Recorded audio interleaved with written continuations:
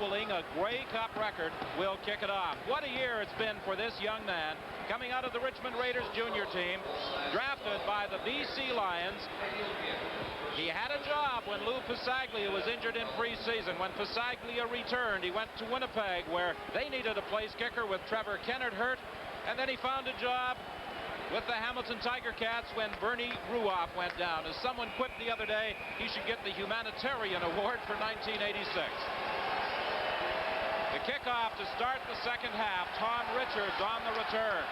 Tom Richards reverses his field. An excellent move by the young product of the University of Alberta as he caught them a little by surprise and cut it to the right side. Al McCann has a report from the Edmonton bench. Well, Don, it looks like the Eskimos have lost safety Phil Jones. Dr. Gordon Camera's with me. Gordon, what is the problem with Phil? Well, when Phil intercepted the pass down on the other end, he was cutting back and he felt a sudden pop.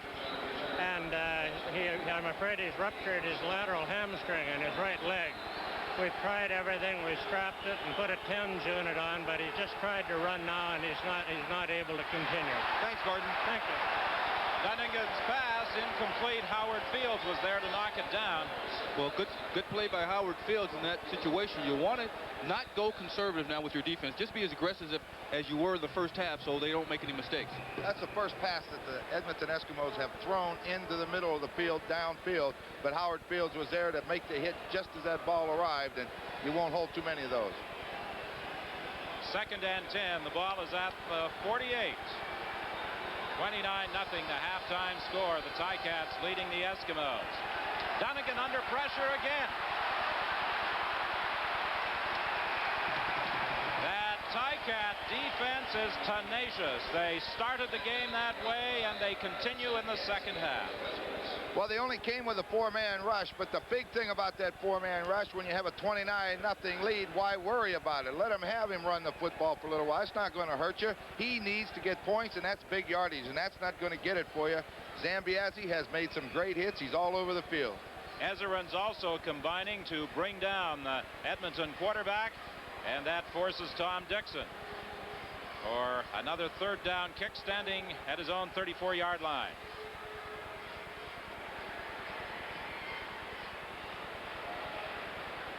Wayne Lee and Paul Bennett are back.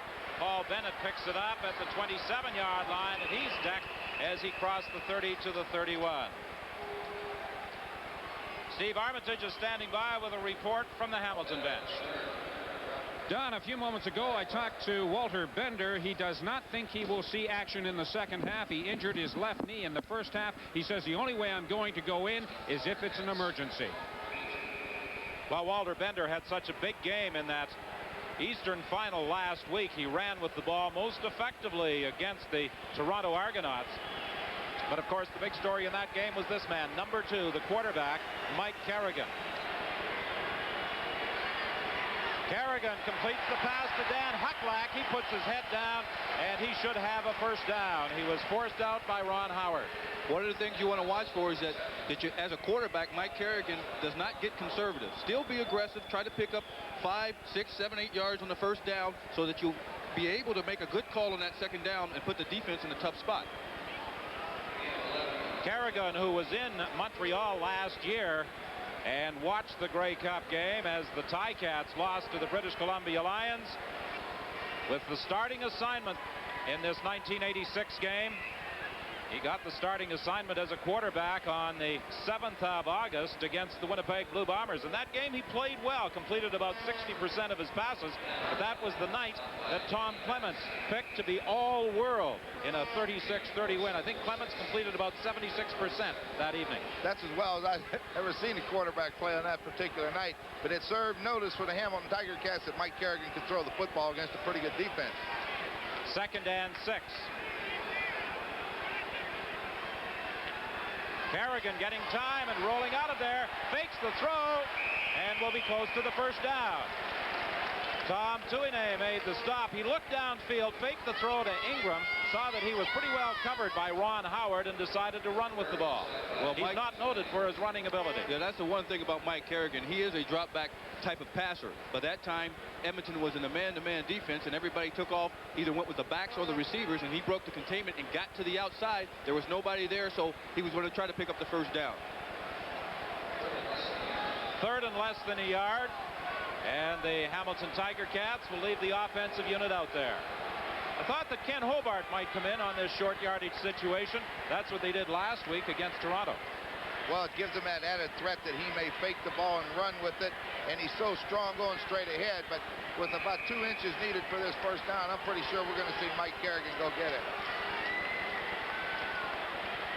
12-12 the time left in the 3rd quarter. 29-0 the score. The Ticats leading, and Mike Carrigan will have the first down, but there's also a penalty flag on the far side of the field. Will it be offside or illegal procedure? I think they're going to call no end on the line of scrimmage. That's what I think they're going to call, which would be procedure, but we'll have to wait and see.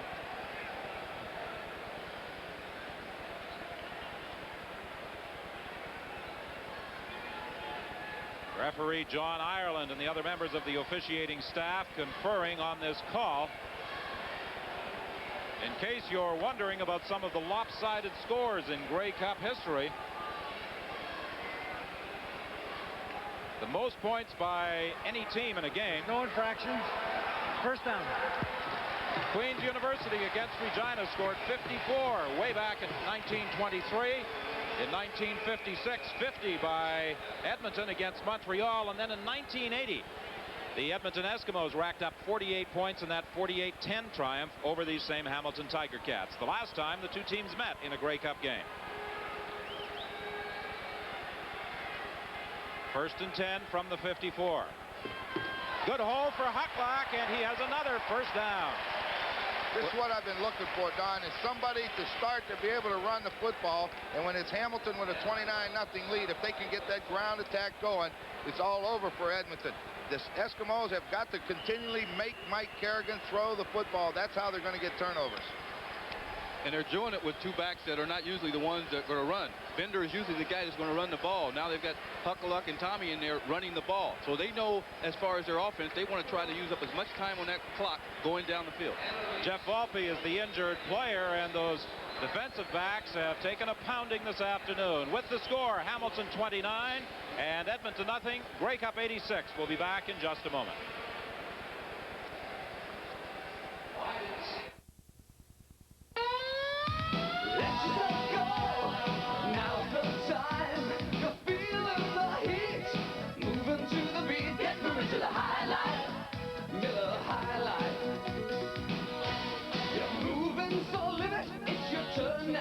Take it, get moving to the High Life with a High Life. Get moving to the High Life. Miller High Life, cold and clear, clean and simple.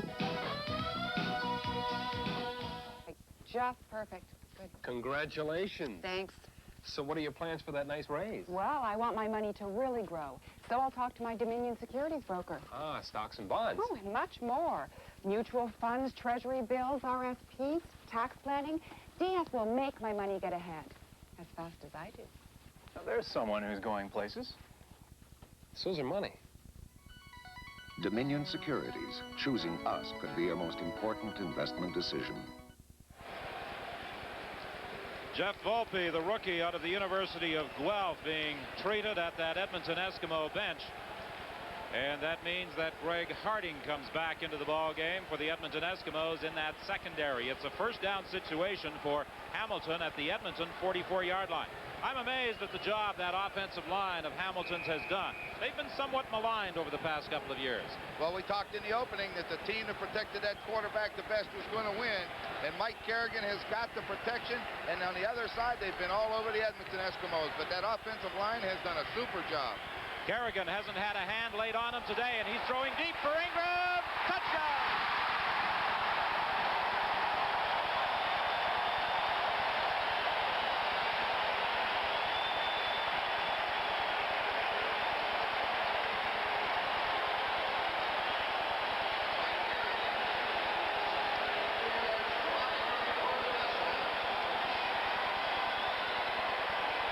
Just an excellent pass by Carrigan. When you get into those situations and you've been running the ball a lot, and then all of a sudden you just send your man down on a fly pattern, and he sent Ron Ingram, and he just outruns Howard down the field and is able to pick the pass for the touchdown.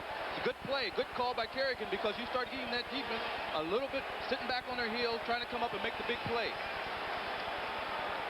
The point after attempt by Paul Osbaldiston out of the hold of Tom Porras, and it is good. So with the score, Hamilton 36, Edmonton nothing. Grey Cup 86. We'll be back in just a moment. When it's time to remodel a car like the Toyota Camry, you start from the ground up with a brand new look. You slim down the lines, fancy up the furniture, and add a responsive new 16-valve engine. Then if you get real ambitious, you create the wagon Camry never had before. The 1987 Toyota Camry. It's all so new, all so refined. And it's also a wagon. Who could ask for anything more? Toyota. If you live in a new housing development without door-to-door mail service, Canada Post has something super for you. Super Mailbox, the one-stop way to... Excuse me? Post your mail, pick up your mail. Oh, what's this? And even pick up your parcels, all in one place, 24 hours a day. Just steps from your home. Super Mailbox, the one-stop pickup and post.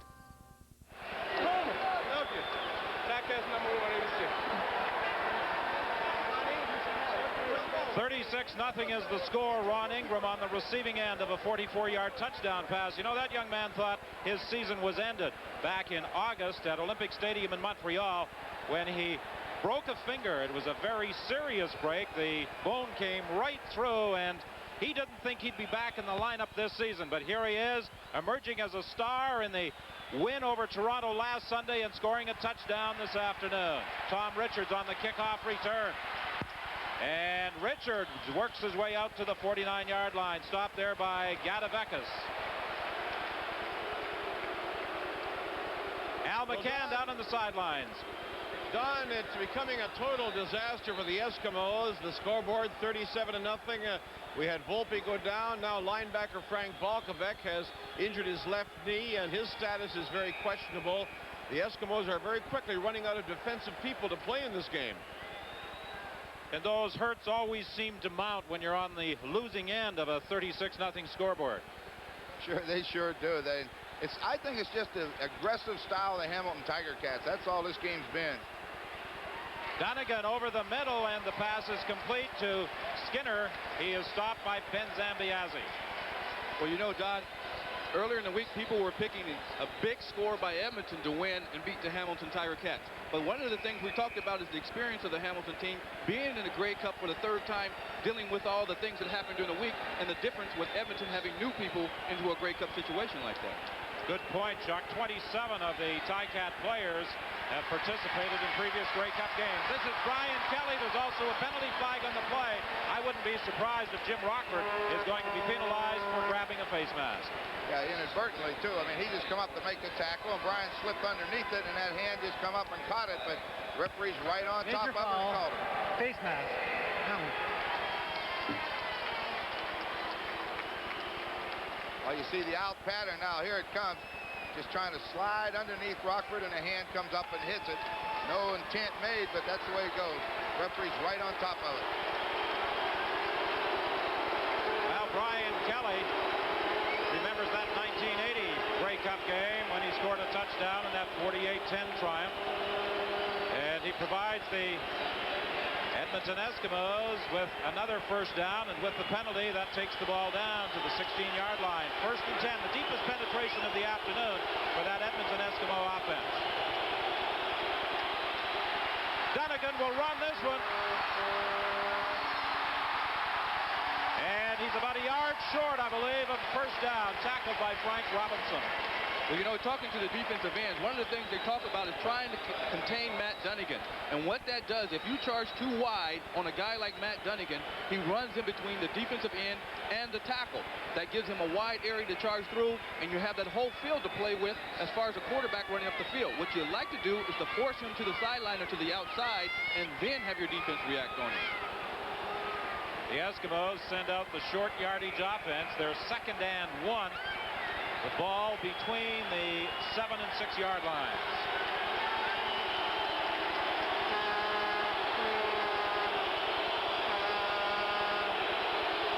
Dunnigan will keep. He'll get the first down.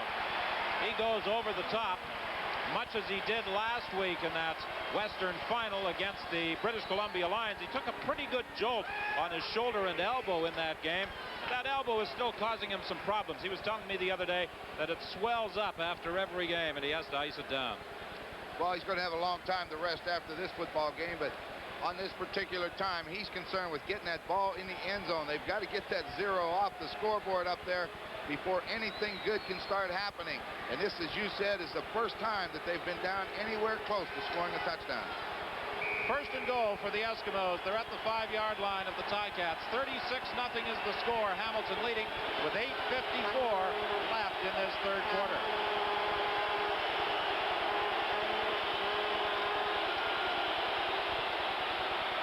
Dunnigan to throw. He won't get a chance, and the man there is Mitchell Price to make the tackle. The one thing about that Hamilton Tiger Cat defense, they have not gone a conservative route. They're coming on with a lot of pressure continuously on Matt Dunnigan. And the best way to do that, as Ron pointed out earlier in the telecast, is to put the pressure on him, all the lanes, fill up with 5 people, and keep the heat on him. And that's what they're doing. Sack number 6 for the Ticats. Just a bootleg action. Start one way, come back the other, but he can't get outside because of the black jerseys. You see Frank Robinson way outside. He wasn't in on the play, but you can't go anywhere with him there. 2nd and goal, and again he was forced to throw. He gets it away to Kelly. They ruled that he was out of bounds, but he was forced to throw. He had a man in his face, and he had to get it away quickly. Didn't surprise me either. Number 31, Ben Zambiazzi, came right up the middle, and we know what he'll do to quarterbacks, but watch the catch. That's an excellent catch, even though he's covered about as well as you covering, but he couldn't get those feet down in bounds. An excellent call by the officials on the sidelines. He came down with that foot on the white line. So it is 3rd and goal. The ball back at the 14-yard line. And at this point, the Eskimos have no alternative but to go for it. Sincar into the ball game in place of Richards. Dunnigan gets away from the initial pressure, but he can't escape the other 2.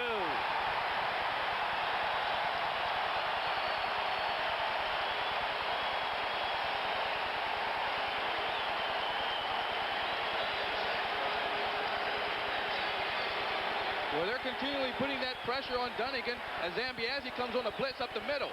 And he puts the pressure and makes the initial grab on him back there, and then the rest of the defense catches up. And that's what they're going to have to do, keep that pressure on him. Hamilton has not gone the conservative route. They're playing tough throughout this game.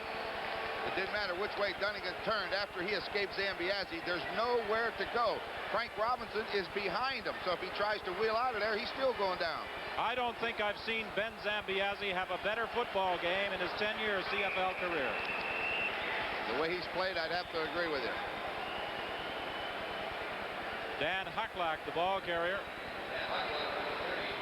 You know, right now, Don, Ron, the enemy of the Edmonton Eskimos is the clock, and the Hamilton Tiger Cats just happen to be in the way because as much time as they used in moving up the field and didn't come up with any points, it's a favor for the Hamilton Tiger Cats. And if they can continually move their offense out, Hamilton now, and use up some more time on that clock, it really becomes a problem for Edmonton. Well, Dale Sanderson is the injured player, but right now let's get a report from that Hamilton bench with Steve Armitage.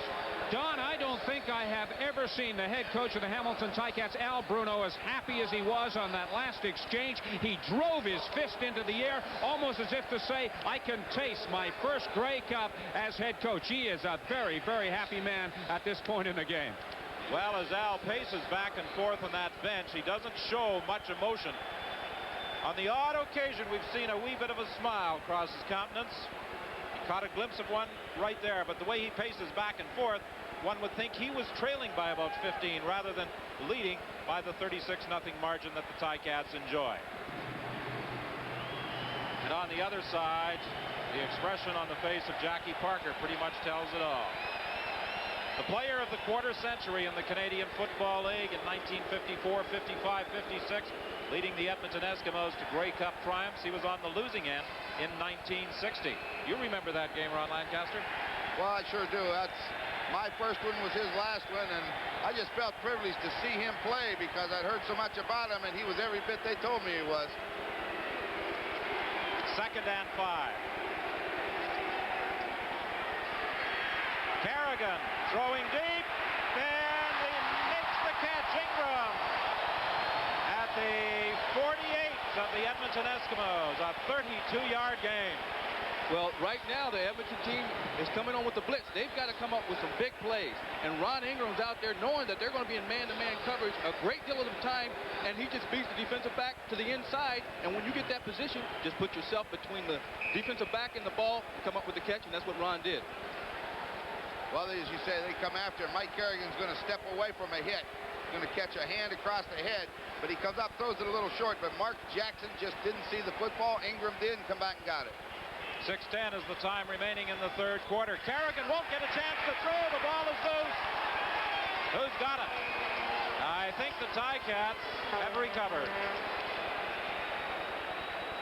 The first time that Stuart Hill has been able to get loose from his defensive end spot, and he dropped Mike Carrigan. Well, these are the type that hurt. He doesn't see him coming. Carrigan couldn't get rid of the ball. Stuart Hill was unblocked. And when you come from the blind side, the quarterback has no chance to see it. Very fortunate to get the ball back. Ball is back at the 54-yard line. 2nd and 15 for the Ticats.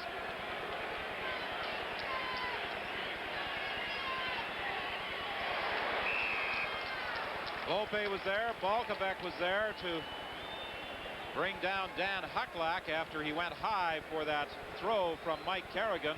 But that forces the Hamilton Tiger Cats into a punting situation.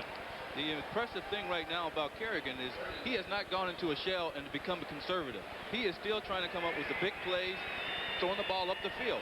There's a tendency when you get that far ahead, run the ball a couple of times and then punt. But he's going for it all. Well, many thought that the Edmonton Eskimos would have the edge in the punting category. When you don't have to punt, there's not going to be much of an edge. But this one is blocked by Frank Balkovec. Larry Ruck may have also been there. And the Edmonton Eskimos recover down at the 36-yard line. So the Eskimos will get a big turnover with a first down at the 36. Osbaldiston's punting attempt was blocked. Well, you see this block on the punt. They got to come up with some big plays. And one way to do that is on the punt. Try to get in there and come up with a big block as they did there and get the turnover. Try to take it in the end zone.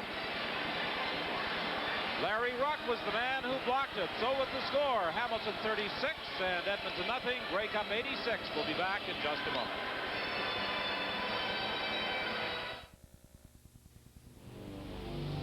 Somewhere in this room is a beautiful antique, hidden under layer upon layer of paint. Now, Black & Decker will find it with Heat & Strip, the remarkable paint stripper that works with hot air, not caustic chemicals. Heat & Strip bubbles away years of paint, less work and a lot less mess.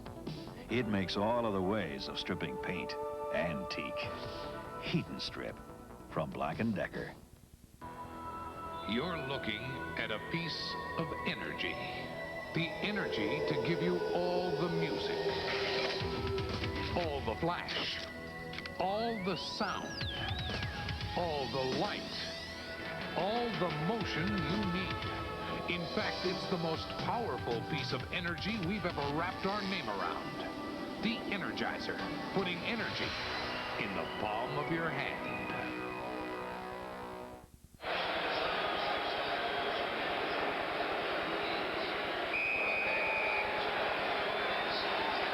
Well, there's Larry Ruck, number 47, who got that fumble recovery. He took over from Frank Balkovec. His game is over. Frank is out for the rest of the game, meaning his season is over, and the Eskimos are far behind. Number 3, Dixon.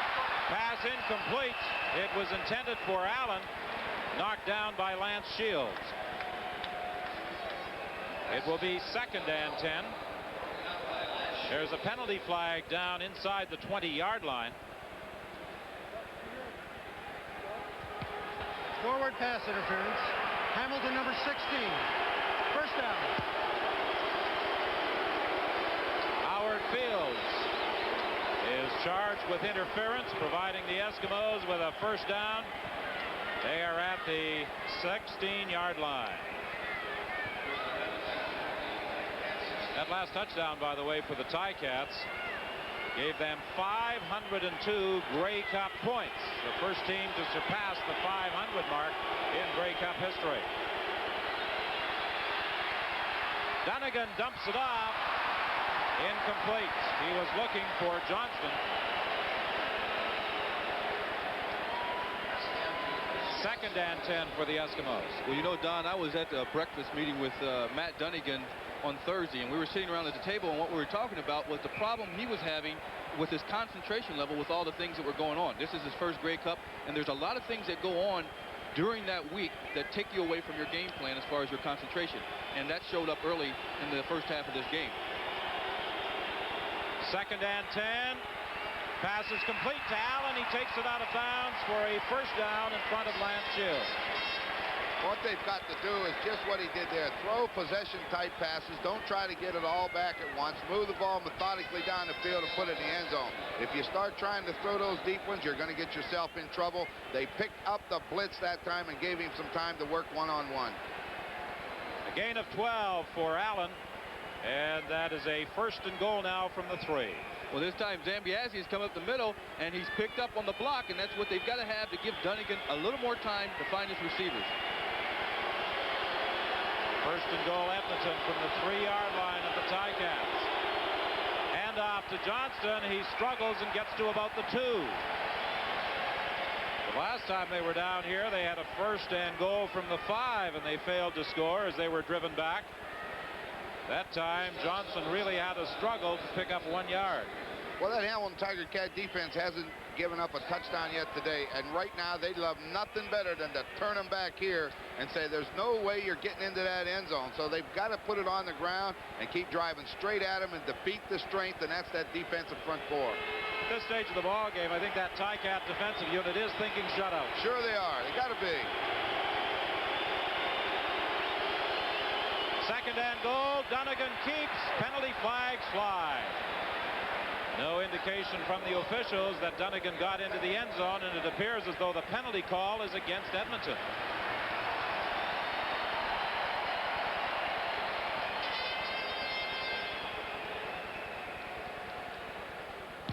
Procedure. Edmonton, number 59.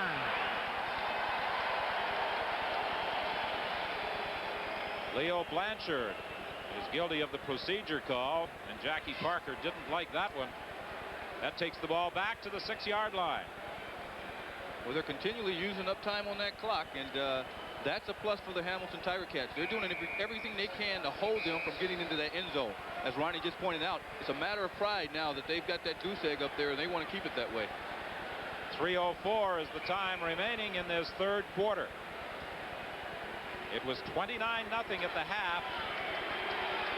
Ticats with a 44-yard touchdown strike from Mike Carrigan to Ron Ingram early in the 3rd quarter. Damon Allen now in at quarterback.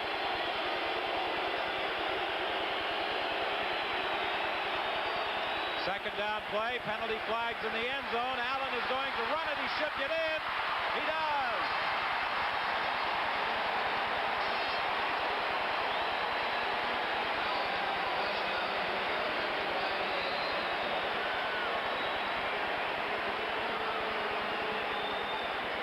No indication yet as to the penalty. There's no infraction on the play.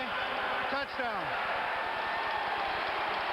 Well, referee John Ireland explains it, so the touchdown does stand. Well, it's play action. Get him outside. Watch number 31, Ben Zambiasi. Now, he's going to come as soon as Allen looks like he's going to cross that line of scrimmage. He comes a long way to make the hit, but Allen got that momentum forward and into the end zone, so that's a big plus for them. Well, you take Ben Zambiazzi is sitting there reading, and as a linebacker, he was just sitting there watching the backs, and when he saw Damon Allen break to the outside, he just reacted to it, just got there a little bit too late. Damon Allen took a pretty good shot right at the goal line from Lance Shields. This is the point after by Tom Dixon. And the Edmonton Eskimos score their first touchdown of this 1986 Grey Cup game. But they've got a long way to go with only 17 minutes and 39 seconds remaining. 36-7 is the score in favor of the Hamilton Tiger Cats. And well deserved. 36 points. They had controlled everything, and it took 2 tries. They got down inside the 5 the first time and was shoved back. This time it took them a while to get in there again. So they're making them earn everything. They're not giving them nothing, and I know there's no one more disappointed than the Hamilton Tiger Cat defense because they didn't want them in there at all. John Ireland explaining to Al Bruno what happened down on that goal line. Coach Bruno! No, you weren't. Take it easy, Al. You're leading 36-7. No point now in taking an unnecessary penalty. When you talk about the pride of the defense, Al Bruno still doesn't want to give up anything right now, and he's making a point of that to the official. Ted Schmitz, the assistant coach, trying to calm the head man down at that Hamilton Ticat bench. Champion and Fields are back for this kickoff by Tom Dixon. Fields will take it at the 15-yard line. And Fields goes down at the 39. 2:32 is the time left in the third quarter. 36-7, the Hamilton Tiger Cats. Surprising a lot of football people, I'm sure, all across the country and wherever you're looking in this afternoon. We hope you're enjoying the action from the stadium at BC Place. This 74th edition of the Grey Cup game. I think those fellows are enjoying the game, what they can remember of it.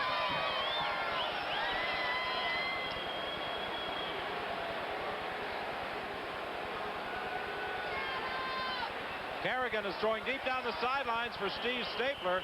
One of those passes where he throws it up there to let the wide out run under it. One of the things Mike Carrigan could point out is when he comes up to the line of scrimmage, he can take a look at those defensive backs. If they're straight across the board within 5 yards of the immediate receivers on the line of scrimmage, he's reading man pretty well, knowing that they're going to be in a coverage with make calls for a blitz, and he can throw the ball deep to somebody. And Edmonton will be doing a lot of blitzing the rest of the game to try to put pressure on Carrigan and come up with the big plays. 2 interceptions and 2 touchdowns this afternoon for Mike Carrigan. 2nd and 10. Sideline pattern intended for Ingram, incomplete.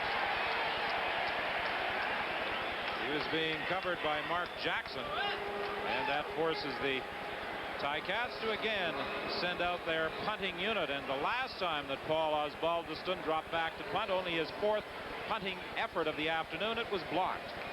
And I think they'll come after it again. They need the big plays. They can't wait on the football to come downfield, and Steve Stapler is going to kick.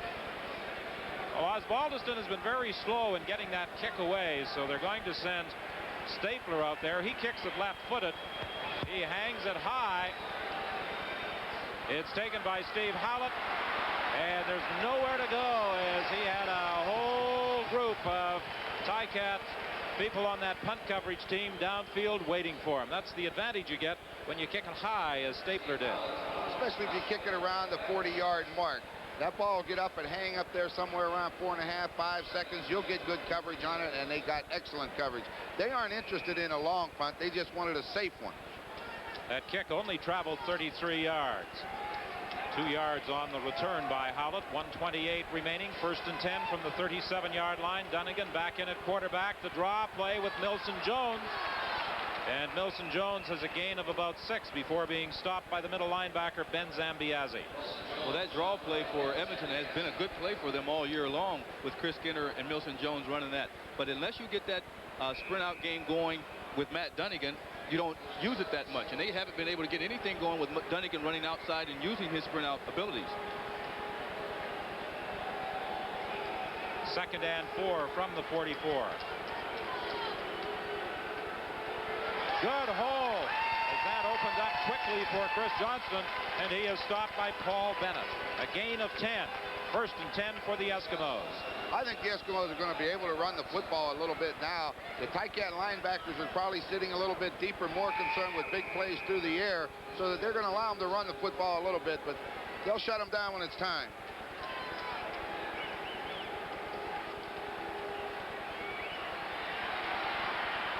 Dunnigan dumps it off. Punishing hit by Leo Ezerins after Milson Jones made the catch.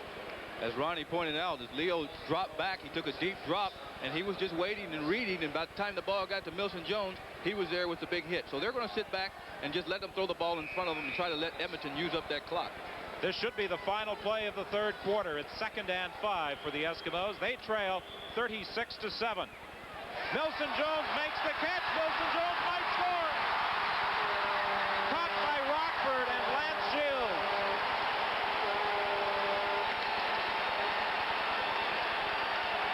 And that's the end of the third quarter. A 45-yard gain for Milson Jones. The score is Hamilton 36, Edmonton 7. Grey Cup 86 will return with the fourth quarter in a moment.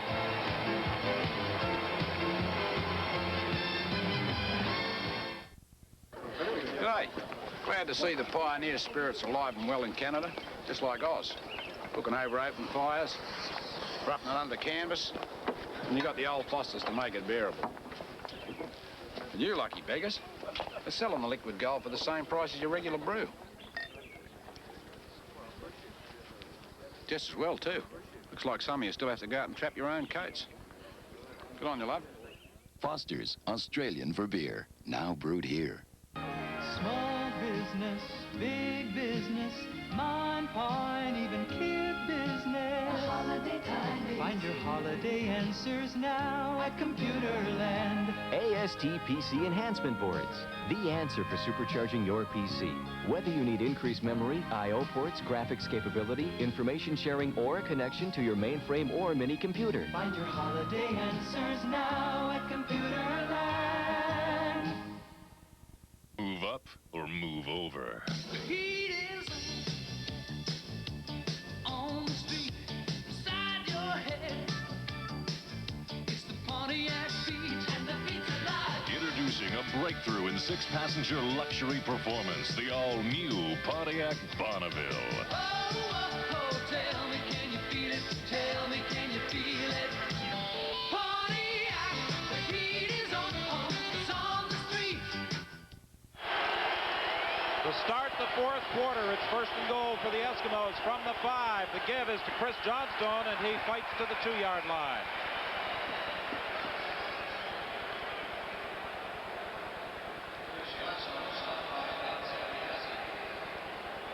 Well, the last time they brought him down to this situation was a pass to Milson Jones. As Dunnigan reads hot, and he throws it right in there, and a great catch by Milson Jones. He just wasn't able to take it all the way to the end zone.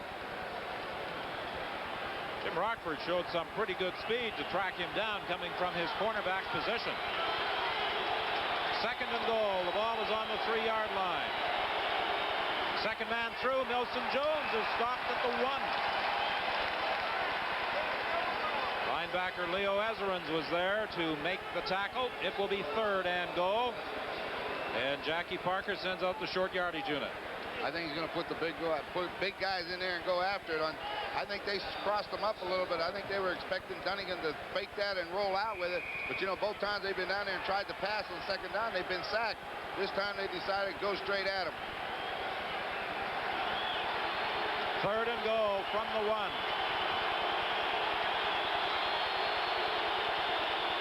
Dunnigan keeps. Penalty flags fly. He did not get in.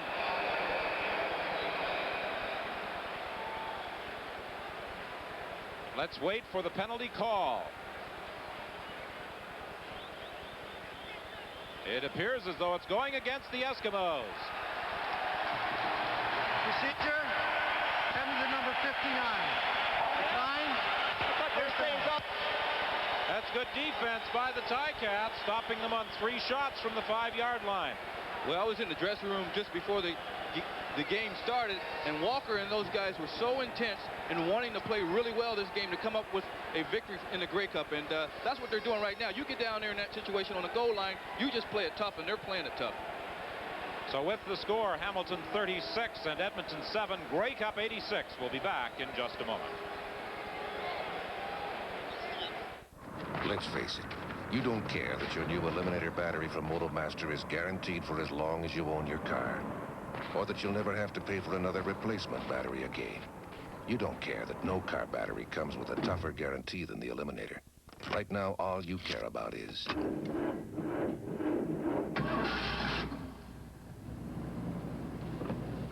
the Eliminator from MotoMaster. It's the last battery you'll ever buy for your car. Only at Canadian Tire. You want to know 7 words that'll make Mom's day? Let's have dinner at McDonald's tonight, Mom. That's it. Come on. You know what they are. Well, let's have dinner at McDonald's tonight, Mom. Now, that wasn't too hard, was it? 7 words. 7 words most often. 4, 5, 6. It's a good time. 7. For the great taste of McDonald's. Come on. Say it. Let's have dinner at McDonald's tomorrow night, Mom. Hey, that's 8 words.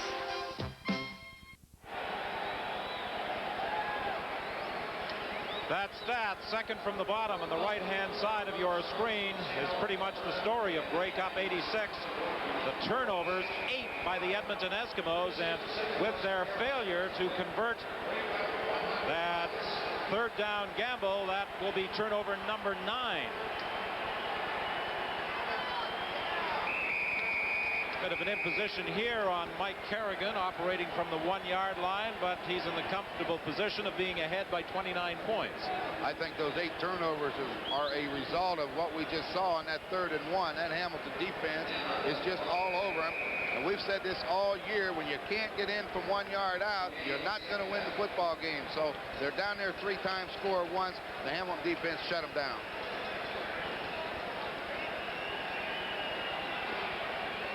Second down play.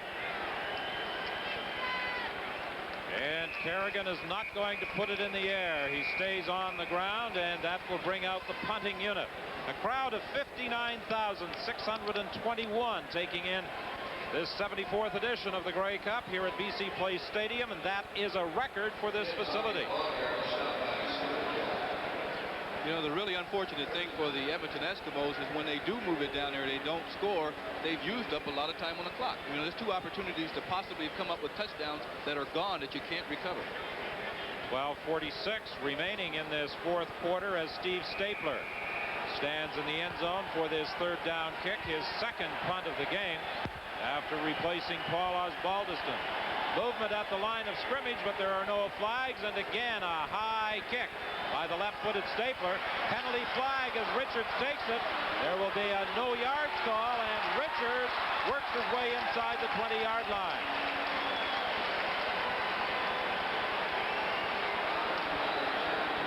No doubt that a couple of players had encroached upon that 5-yard area. A 35-yard kick by Stapler, a 19-yard return. No yard. Hamilton, number 31. Penalty is declined. First down. Ben Zambiazzi was just a little over anxious to make the tackle on that 3rd down punt, and it will be a 1st and 10 situation from inside the 20-yard line. They're the winners of the PWA contest, the Pacific Western Airlines winner, and 100 of his friends making the trip to Grey Cup 86. I'd have a tough time finding that many people to come with me if I won that contest.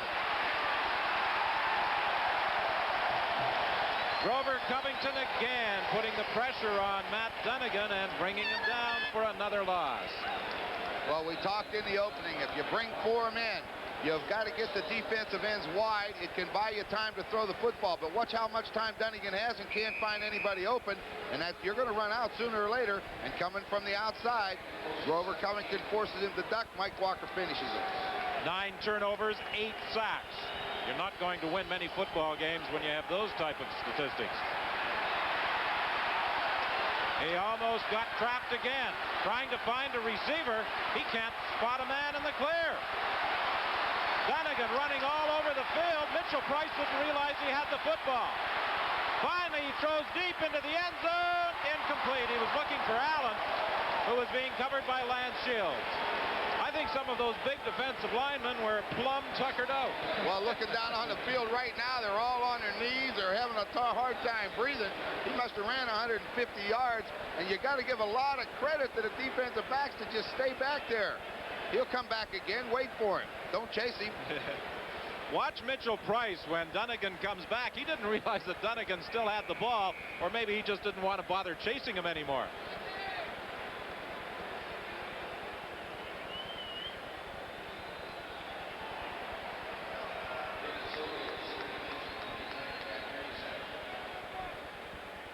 And after that, he throws it incomplete. The injured player is David Sauve, and of course you have to be concerned anytime this young man goes down. He has missed a year and a half because of an injury that threatened to end his career and possibly cause him some great hardship for the rest of his life. But he came back for the playoff game last week and was looking forward to this Grey Cup game. And apparently he is going to be all right. Well, with the score, Hamilton 36 and Edmonton 7, Grey Cup 86. We'll be back in just a moment.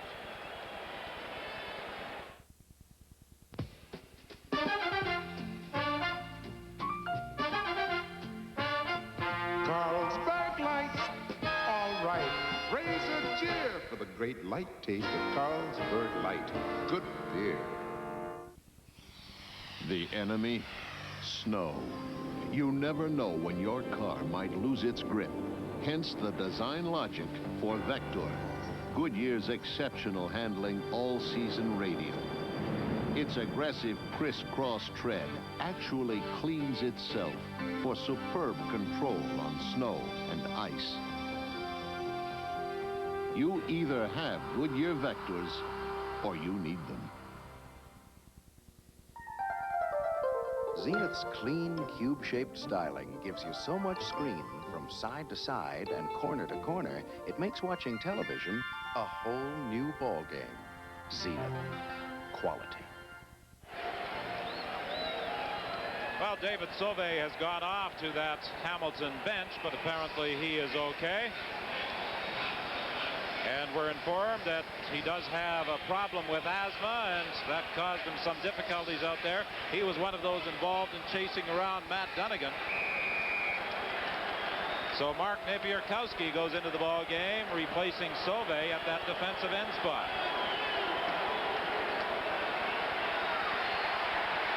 Dunnigan fumbles the football.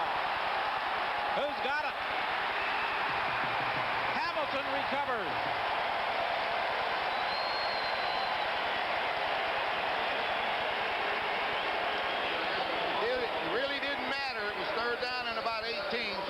The football, it was going over to those Ticats anyway, but again it shows you that they cannot handle that defensive rush of the Hamilton Tiger Cats. They're all over them. Well, they thought they'd come back into the game with Damon Allen, and he got the same type of treatment as Matt Dunnigan's been getting. A lot of pressure from that defensive line, and it caused a fumble. What a game Grover Covington has had. He started it all, and that is the 10th turnover of the ball game. And Ken Hobart is now in at quarterback for the Hamilton Tiger Cats, and he decides to go straight up the middle and picks up about 4 yards before being stopped by Tom Tuinei. Well, good save play by Ken Hobart. He likes to run that ball, and this time he came out in a situation where he was trying to run a quarterback draw. Just drop back 3 or 4 steps, try to let those linebackers drop off, but except now those linebackers are coming, so he's got to beat them one-on-one at the line of scrimmage. Ken Hobart, who was the star of the Ticats' success a year ago, losing his starting job to Carrian, now coming on in relief late in the football game with a Hamilton win all but assured, throwing the ball to Tony Champion, tackled by Cliff Tony. That will be close to a first down, close enough for a measurement. Hobart was saying he's looking forward to training camp next year, where he can battle for that starting quarterbacking job with Mike Carrigan. Well, I'll tell you one thing, when you get 2 quarterbacks especially I know with Allen and Dunning in Edmonton, and you've got Carrian and Hobart and Hamilton. Everybody wants to be the starter. It makes for great competition. That can do nothing but help your football club. Definitely, Ron. You're so right there, because I think a lot of people assume that there's hostilities when one guy starts and the other guy doesn't. But the thing is, everybody wants to try to win and do the best thing they can. Now, the competition is good for both guys. Third down gamble for the Ticats. Hobart will keep. There wasn't a great deal of room, but from up here it looked as though he may have been close enough to that 35-yard line for a first down. 9:38 is the time remaining. 36-7 the score. The Ticats leading the Eskimos. Well, excuse me, Don, but I think you can watch now a little bit as Ken Hobart gets his drives going and he can get things going. For him to roll out to the outside and just buy time. If the receiver's open, he'll throw it. If not, he'll have the ability to run with it and to keep that clock moving. Well, Hobart lives in Idaho, and he was telling me that had he been the starting quarterback, there would have been a large contingent of family and friends making the trek up here to watch him play.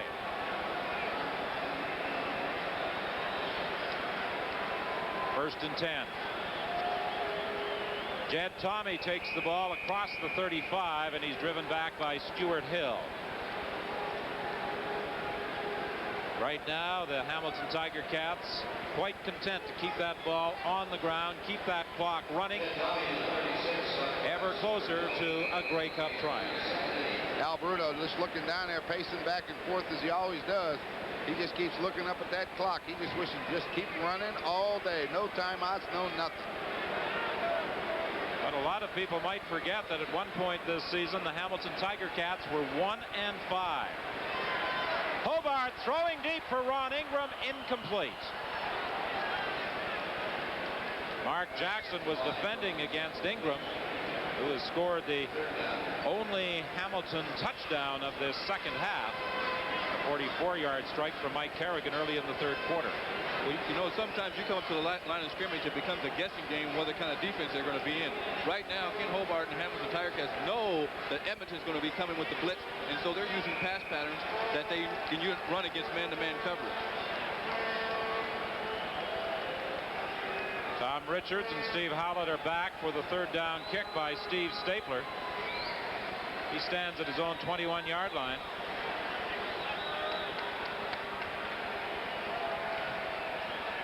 An end-over-end kick that is taken by Howlett at the 37-yard line. Nowhere to go. Good coverage once again by the Hamilton Tiger Cats. 8:14 is the time left in the ball game with the score. Hamilton 36 and Edmonton 7. Grey Cup 86. We'll be back in just a moment.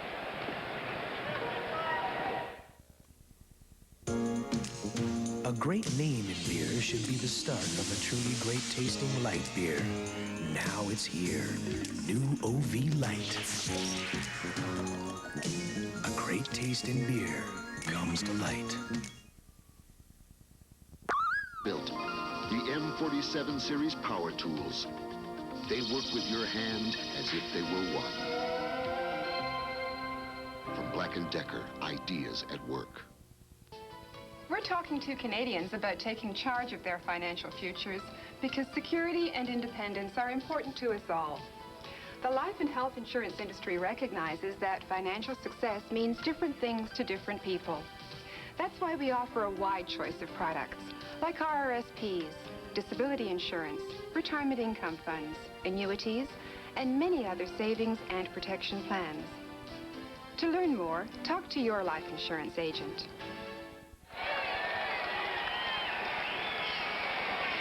Well, I don't think the Ticats will be selling any, but they might be consuming a Magnum or two in their dressing room at the conclusion of this ball game.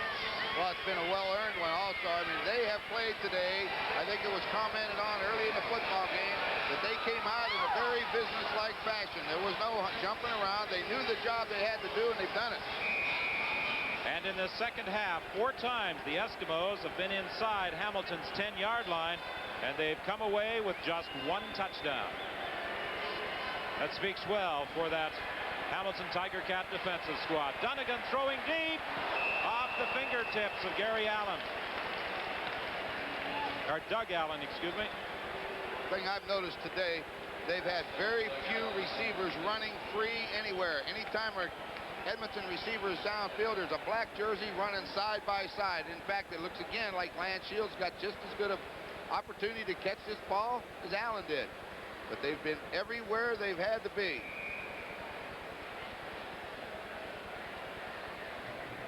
Bob Layden points out the two inside receivers, House and Sincar, have yet to make a catch.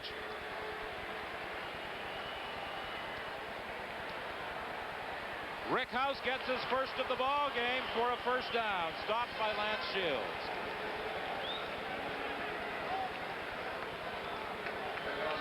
There's been some good-natured ribbing going on all week between House and Paul Bennett. They are brothers-in-law. I think that will continue over the winter months. Always nice to have the last say. Right now, Paul Bennett's in the driver's seat. 7:17 is the time left. 1st and 10. Dunnigan completes the pass for first down to Tom Richards, or at least very close to it. Let's see where they spot the football. It's going to be about a yard short. Well, the Hamilton Tiger Cats do not mind giving up those type of passes to them. Keep the ball in front of them. Don't let them get the big score or the big play into the end zone quickly.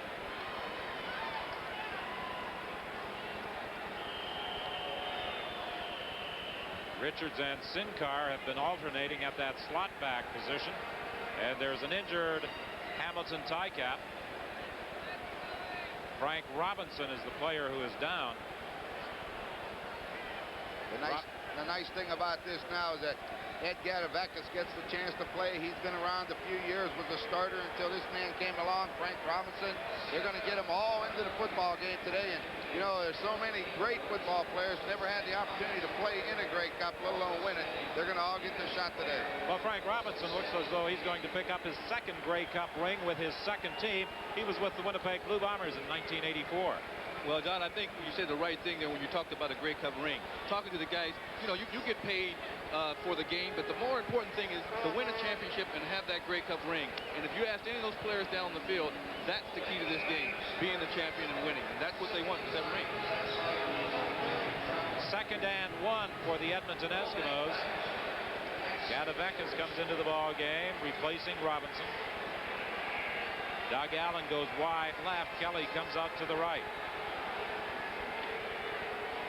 Dunnigan keeps. He gets the first down. 6:22 is the time left. 36-7 the score. The Ticats totally dominating in the first half, allowing the Eskimos very few offensive opportunities. As a matter of fact, their net offense was -1 through the first 30 minutes. And that's one of the reasons it was a -1. Another quarterback sack with Ed Gadavekis that time breaking through to drop Matt Dunnigan. Well, we talked in the opening just about a 5-man rush by the Hamilton Tiger Cats, that they would control the inside, and coming from the outside is Ed Gadavekis, the linebacker. And watch him squeeze him down.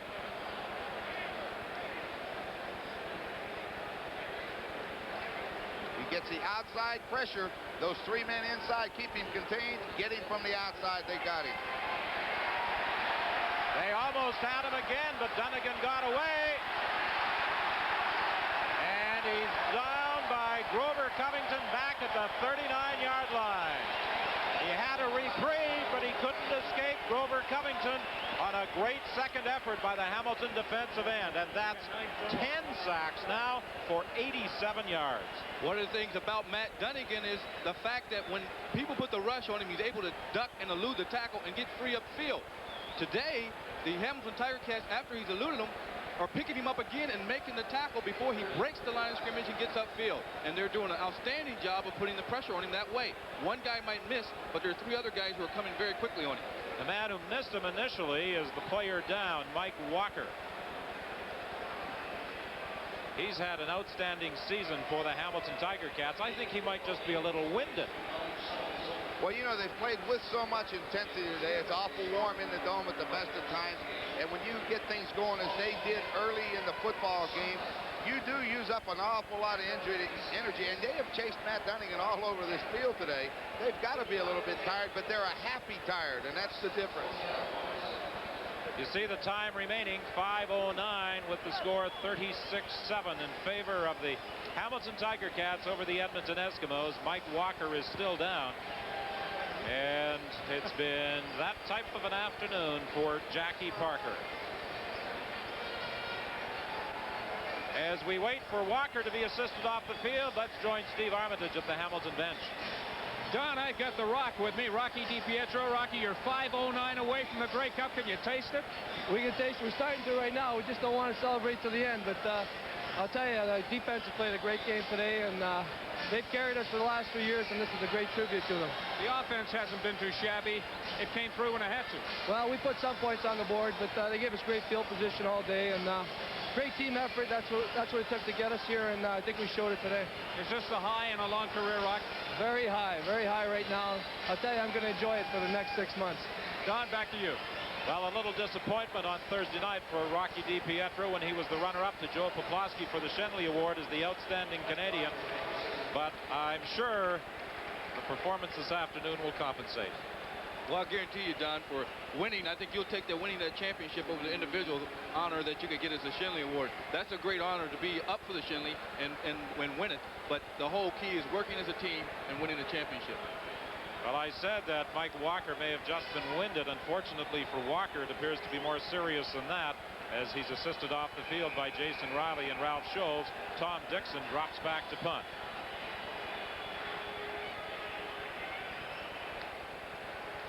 Good kick that Paul Bennett takes at the 27-yard line, and he simply steps out of bounds. Penalty flag flies as I think it was Larry Ruck who made the late hit. No, it may have been Craig Schaefer over there.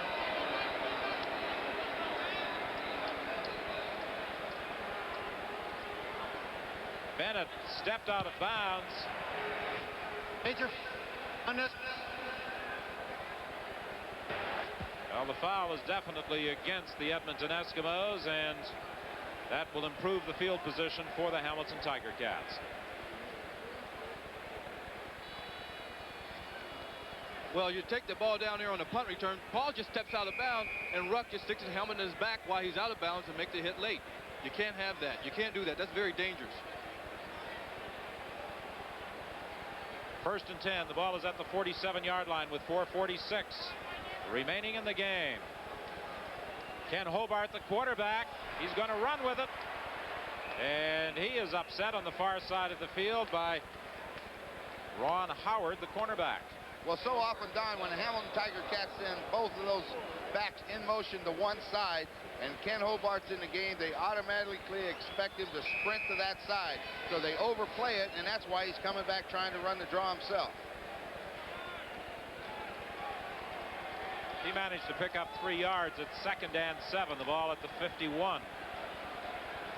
4:08 is the time left to play. Hobart throwing deep for Stapler. It's intercepted. Ron Howard steps in front of Steve Stapler to abbreviate that Ken Hobart throw.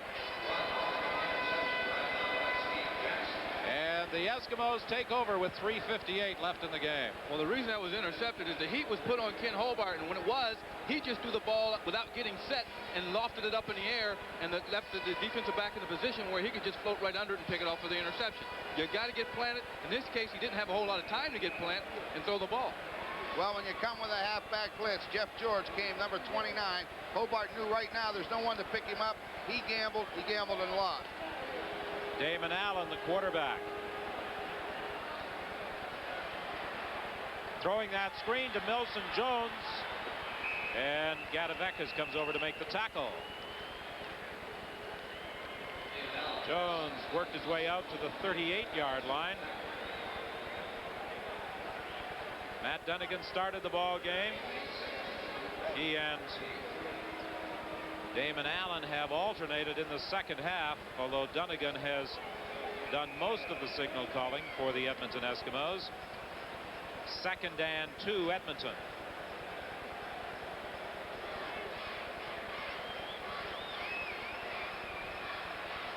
with time to throw over the middle. A first down as it's complete to Marco Sincar.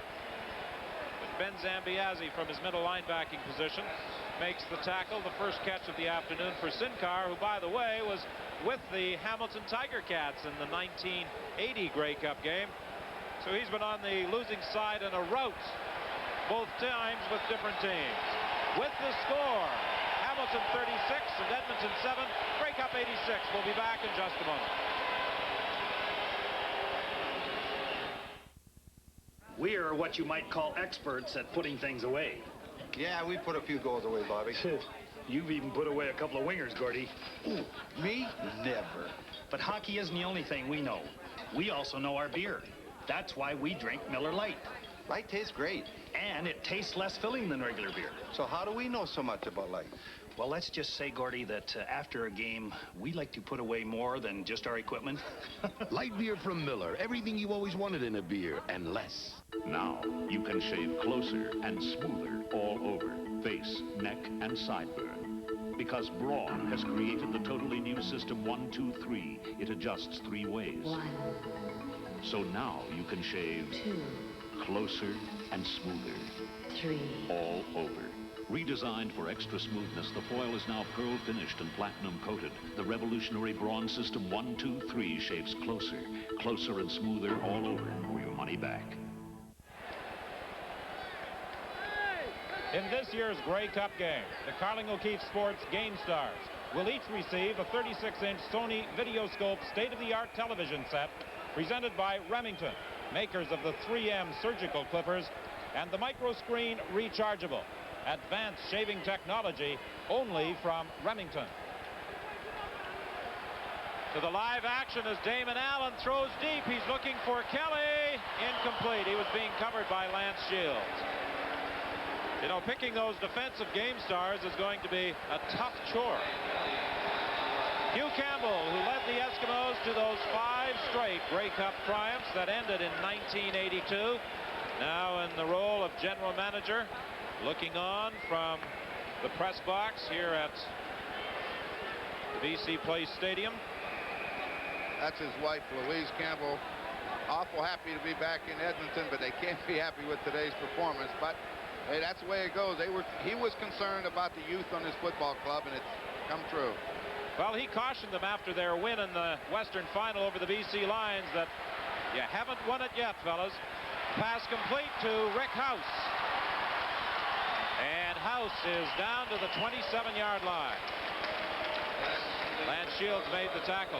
Campbell was concerned that they may have thought the Western Championship against BC was their Grey Cup game.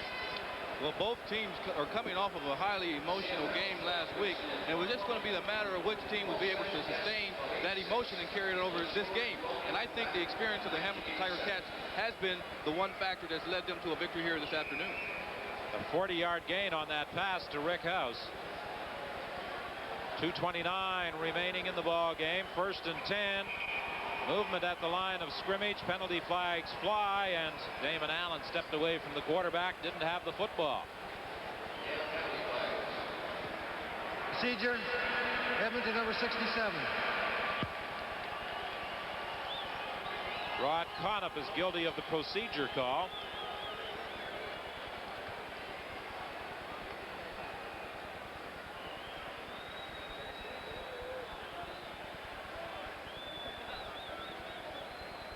What a year it's been for the Hamilton Tiger Cats, starting the season 1-5, and then facing a 14-point deficit going into the second game of the 2-game total point Eastern Final, falling behind by 26, overcoming that to defeat the Toronto Argonauts, and then routing the Edmonton Eskimos, the heavy favorites, in the Grey Cup game.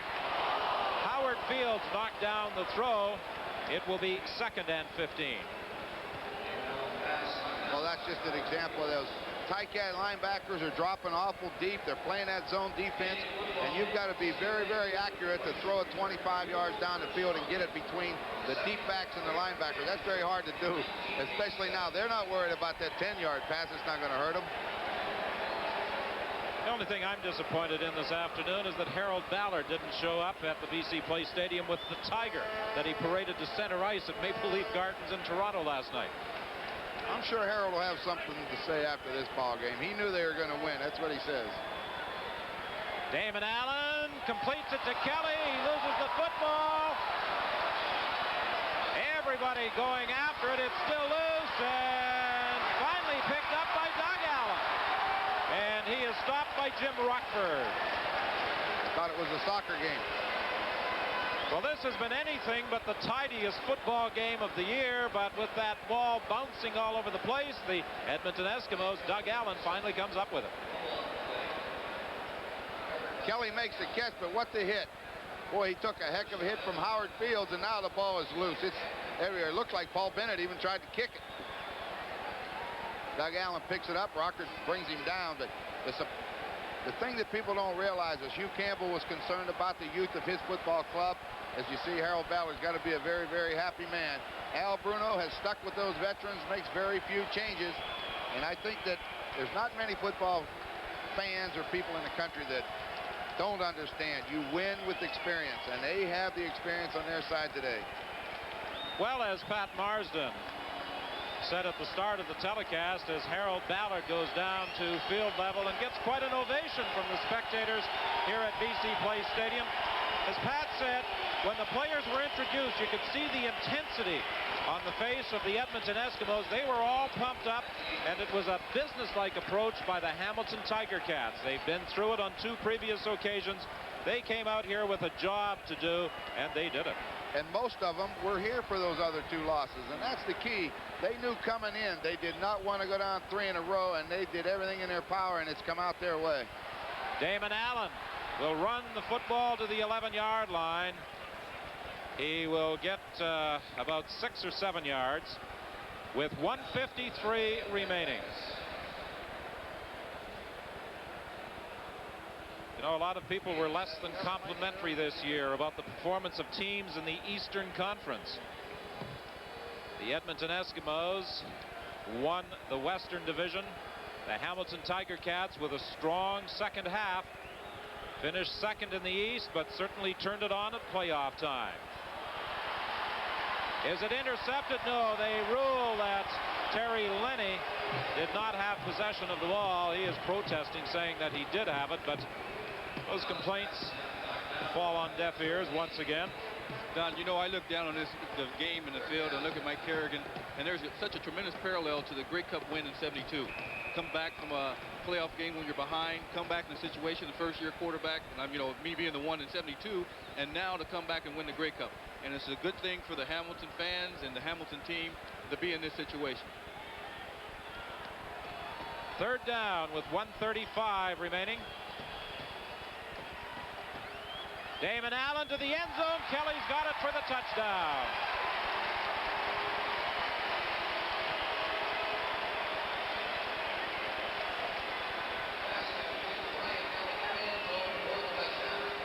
Well, we have spoken glowing terms about the Hamilton Tiger Cats and their defensive play, but you have to give the Edmonton Eskimos full marks for their character in continuing to fight right to the final seconds, even though it was over after 30 minutes, basically. Well, I think you have to give them credits for their entire season. You know, they finished in first place, had the best record in the CFL. Just the way it goes. There's not much you can do about it. It's a one-game shot. They didn't have it today. It was Hamilton Tiger Cats all the way. And the Edmonton Eskimos are going after the two-point conversion.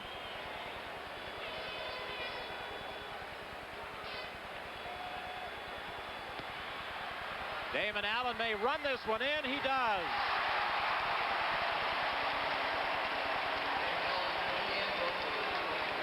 So it's a two-point convert with Damon Allen running it in. And that makes it a 36-15 ball game in favor of the Hamilton Tiger Cats with 1:30 left on the clock. Well, they had a good year, the Edmonton Eskimos. I don't think in the beginning of the year a lot of people would have picked them to be in this particular situation with the youth and the people that they had at hand to them. But now they were able to get to the Grey Cup, and unfortunately for them, they caught the Hamilton Tiger Cats on a bad day for them. And a great day for the Ticats, led by their defensive squad that set the tempo of this ball game on the very first play with the sack by Grover Covington, forcing the fumble by Matt Dunnigan. That's about it, and what a way for it to go. You know, as we heard DiPietro talk about how well that defense of theirs has played this year, it's only right that they should come up big in the biggest game of the season. Mike Carrigan, though his stats weren't that great, Steve Stapler got open, he found him, they put it out of reach early, and then that defense just gave it to him the rest of the way. It's a great team victory, and that's the way it should be. Well, both of you gentlemen have sipped champagne from the Grey Cup in your championship years, 1966 for Ron Lancaster, 1972 for Chuck Ely. And there'll be some celebrating going on down in that Hamilton Tiger Cat dressing room in a short time. The short kickoff attempt. Who's got the ball? Hamilton has recovered. Well, Rocky DiPietro had the opportunity to make the catch. He dropped the ball, but the ball came back to him, so they get the football with 1:27. You can now, Tom Porras gets his opportunity to play. This is great. The third quarterback gets into the game. You see the short kickoff. DiPietro will go high, catch it his highest point, but he drops it.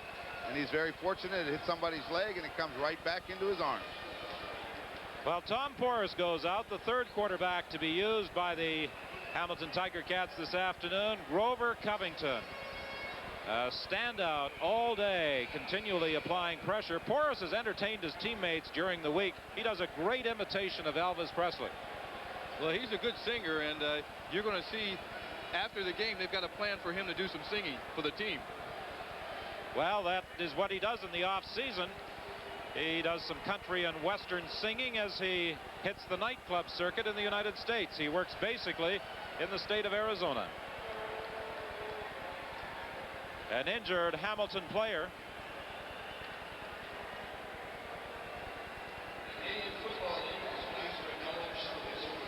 Paul Bennett is the player down.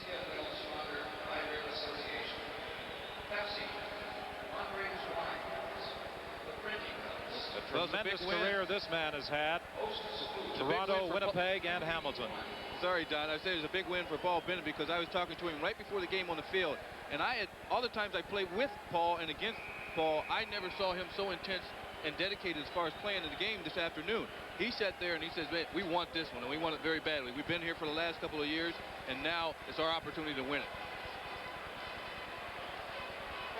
Tom Porras directs the Hamilton attack from the 50-yard line. He gives the ball to Dan Hucklack, and he fights to the 40 of the Edmonton Eskimos, stopped by Jeff Volpe. Quite a comeback as well for Dan Hucklack. It looked like his career was ended a couple of years ago when he suffered a broken leg at Taylor Field in Regina while playing for the Winnipeg Blue Bombers.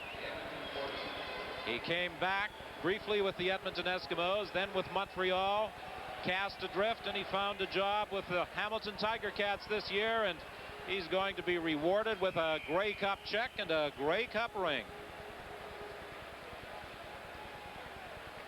Tom Porras just thinking first downs. He's at 1:05 on the clock.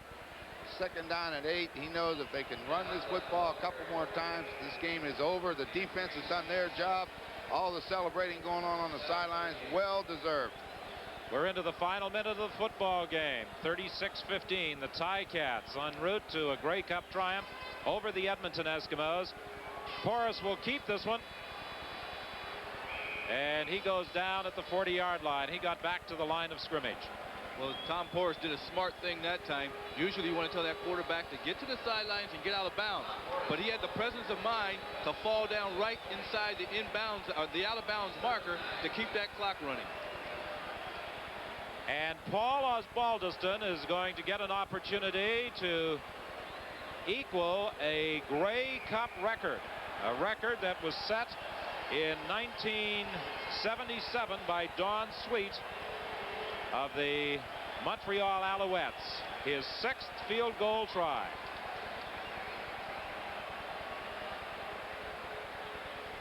From 47 yards out. And Osbaldiston puts it through.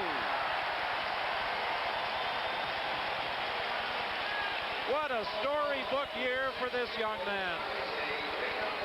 It's hard to believe, you know, that He's been with 3 different football teams, but he was with the right one when it counted.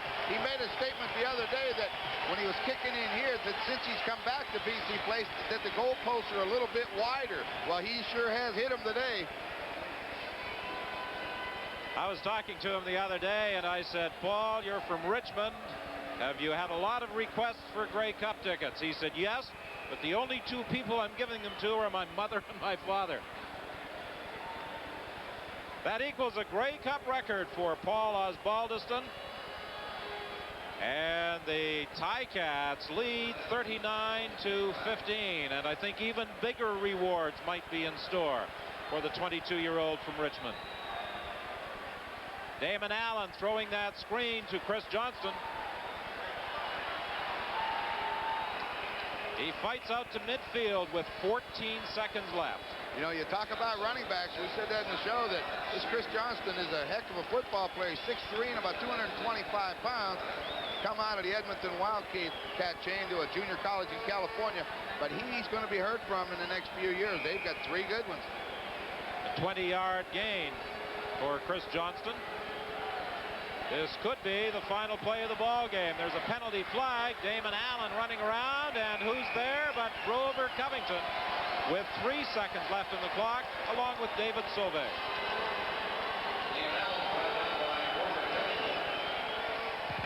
Procedure. Number 59. Procedure call against the Edmonton Eskimos. 4 sacks this afternoon for Grover Covington.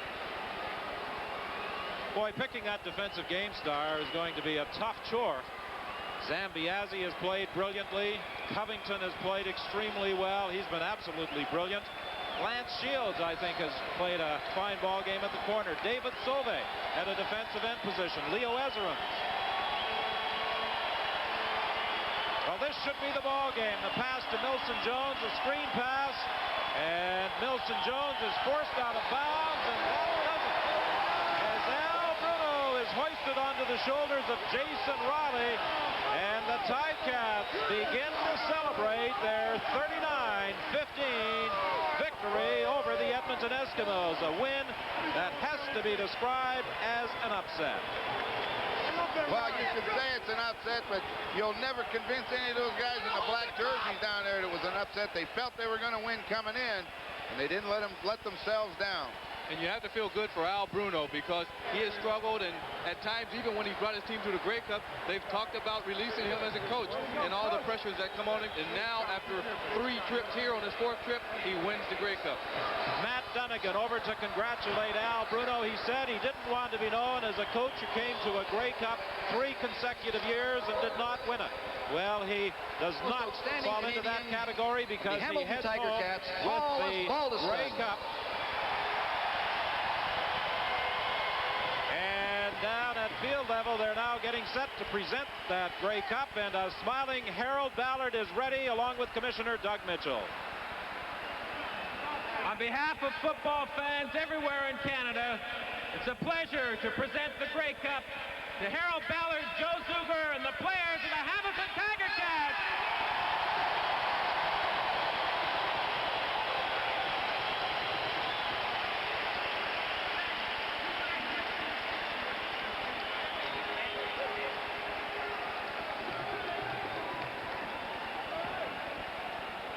So the Grey Cup will reside in Hamilton at least for the next year. This is Grey Cup 86 from BC Place in Vancouver.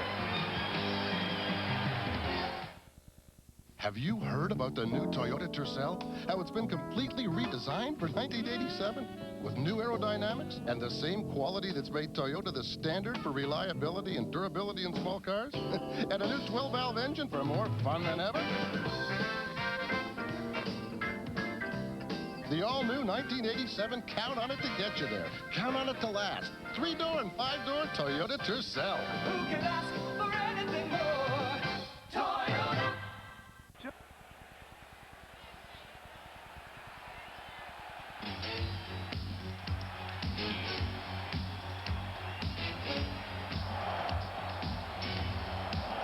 And now the Carling O'Keefe Sports offensive and defensive game stars. Well, tough to pick. Certainly the defensive one was particularly tough to pick, but the big one goes to who? The offensive game star, I believe, is the first game star we're going to acknowledge this afternoon. And Mike Carrigan, the quarterback of the Hamilton Tiger Cats, the first opportunity he had to take advantage of a turnover, he threw the strike to Steve Stapler, and he completed 15 passes for 306 yards, 2 touchdowns. He had 2 intercepted, but he certainly picked his spots. And the great thing about Carrigan late in the season was he afforded Hamilton that much-needed offense that they had to put together with their great defense, which they showed here this afternoon. So let's talk about the defensive game star. Oh, any number of players could have been selected as the defensive game star. But the man the voters chose, Grover Covington. He set the tempo on the very first play of the ball game by sacking Matt Dunnigan, forcing the fumble, and he had 4 quarterback sacks this afternoon. Well, there's no question that Ben Zambiazzi had a terrific game himself, but the guy who really was the litmus for this whole thing was Grover Covington. He was all over the field, coming from his defensive end spot. There was no blocking scheme that could keep him out of that Edmonton backfield. As a result, you saw what happened, and it was all over by the middle of the first quarter. You have to be so happy for Paul Osbaldiston, a young man who came into this stadium where he started his CFL career, emerges as the Canadian player of the game. 6 field goals, equaling a Grey Cup record. And he also was very instrumental in Hamilton getting to this Grey Cup game to be in a position to win it, because without his field goal kicking when Bernie Ruoff went down, Hamilton wouldn't have really had a shot against the Argonauts in the Eastern Final. But Osbaldiston stepped into a big hole that the Ruoff injury had created. He comes back. I agree with you. It's nice to see him have a big game and win the Canadian Player of the Game award. So the Carling O'Keefe Sports Game Stars, offensively, Mike Carrigan of the Ticats, defensively, Grover Covington, and the Canadian Player of the Game, Paul Osbaldiston. This is Grey Cup 86 from BC Place in Vancouver.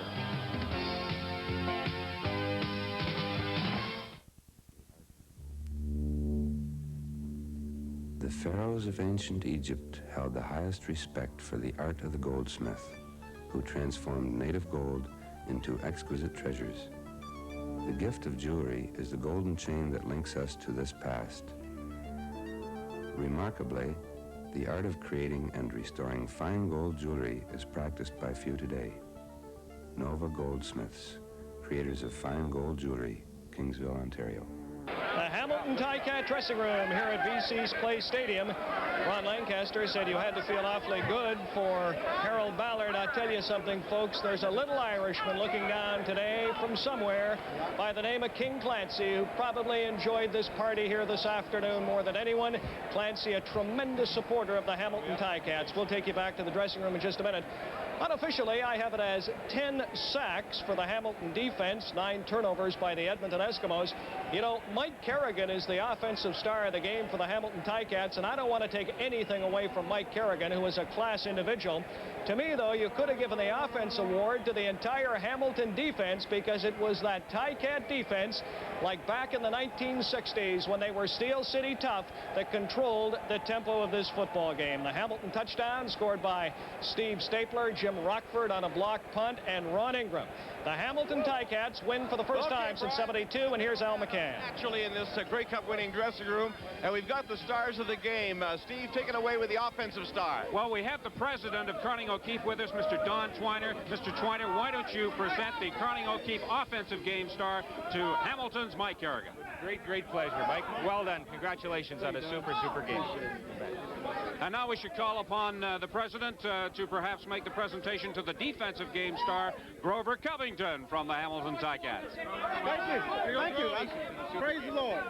5 sacks, Grover. Congratulations. Thank you very much. I just have to say that I'd like to just, first of all, give praise and honor to my Lord and Savior Jesus Christ. And it was a total team effort, and it's been so long. I've been in the league 6 years, and this is just, I can't believe it's great.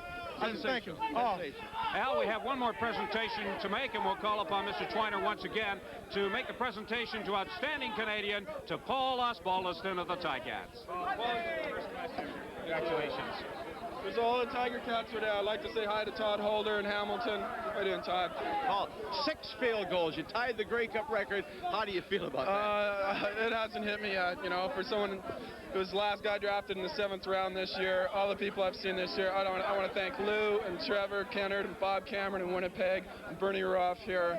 Thanks, guys. You helped me out a lot. Unbelievable year for you, the way you moved around to finish up a champion. It hasn't hit. It's been unbelievable. It couldn't have been a better year. To learn as much as I have and gone through for someone as young as I am. It's unbelievable. Congratulations, Paul. Thank you. Al, I've got Mike Carrigan with me. Mike, a couple of weeks ago, you must have wondered if you'd ever be in this dressing room. First of all, I'd like to thank my Lord and Savior, Jesus Christ. Without him, it's impossible. Last week, we came in at halftime. We had momentum, but before the halftime, we were down by 26 points. We had no idea we'd be here today, and the way we wanted it was unbelievable. Mike, the whole team was so calm, cool, and collected. You just went out there and did your job.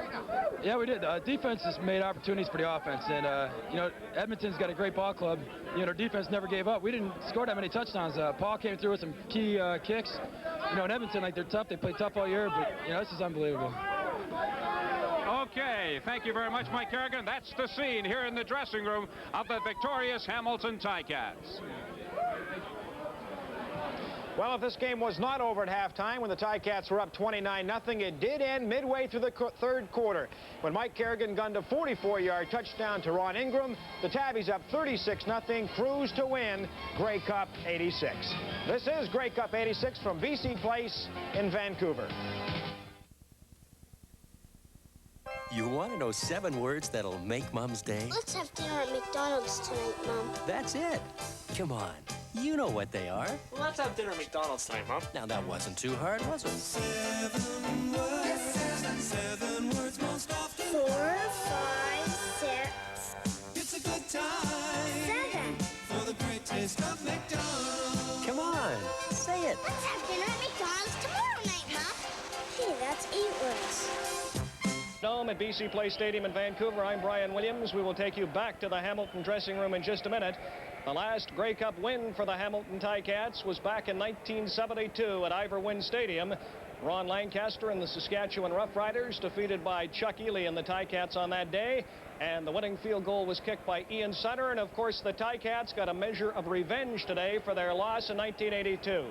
I see Harold Ballard behind me. Let's go back down to the Ticat dressing room.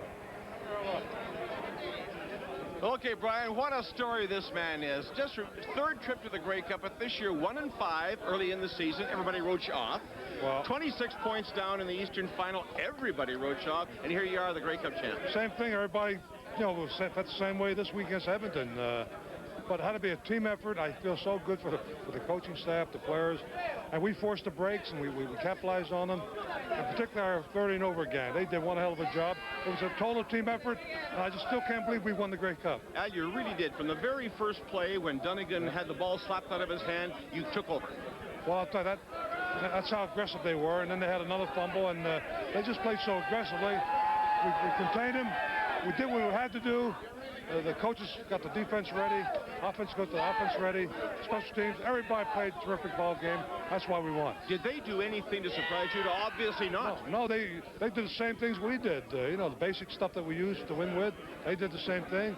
We just took it away from them, and everything they tried, we had a defensive guy on them, and our defense played one hell of a ball game. Coach, congratulations particularly. You had a lot of injuries, too, but I'll tell you, a lot of kids came in and filled holes for you. They sure did. Rocker came in, Sanderson came in hurt, Ralph, he was hurt, he coming back in. We just had a lot of heart, and they wanted to play this one and win it. Al, congratulations. Well deserved. Well deserved. Okay, Steve. Al, I've got a very, very happy gentleman with me now, Mr. Harold Ballard. Mr. Ballard, congratulations. Thank you very much, but the way we've been playing this last couple of weeks, they should have just given us the trophy anyways, because Argonauts were lousy, so lousy that this wasted our time. But this team here tried, which the Argonauts didn't do. So I'll have to say to the players here, they're marvelous. God bless them. And I hope that they all come back next year so we can do it again. Mr. Ballard, there was some talk that perhaps maybe you wanted to sell this team to the city of Hamilton. Still feel that way? Not a bit, not a bit. Okay, take a drink out of that Grey Cup. He's going to kiss the Grey Cup first. Now drink out of it, sir. Oh, I bet you that tastes great.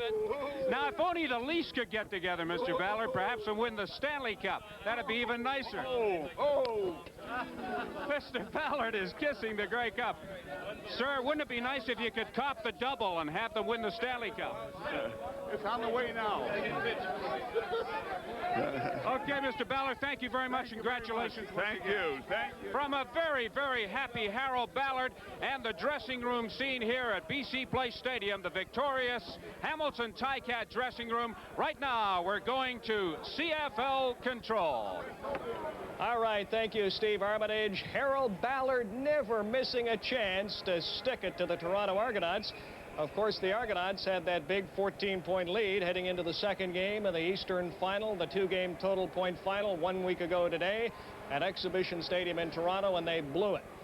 Many people I think you have to feel good for today. One is Al Bruno. He's a class individual. He did every interview he was requested of here in Vancouver.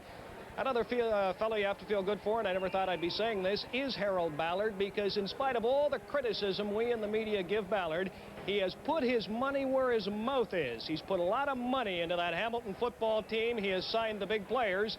And as Harold Ballard just told Steve Armitage, he is no longer considering giving or selling his football team to the city of Hamilton. And as I said earlier, you have to feel good for a little Irishman who was looking on today by the name of King Clancy, who so loved this Hamilton football team. The Hamilton Tiger Cats, who were destroyed earlier by the Edmonton Eskimos in a Grey Cup game in 1982.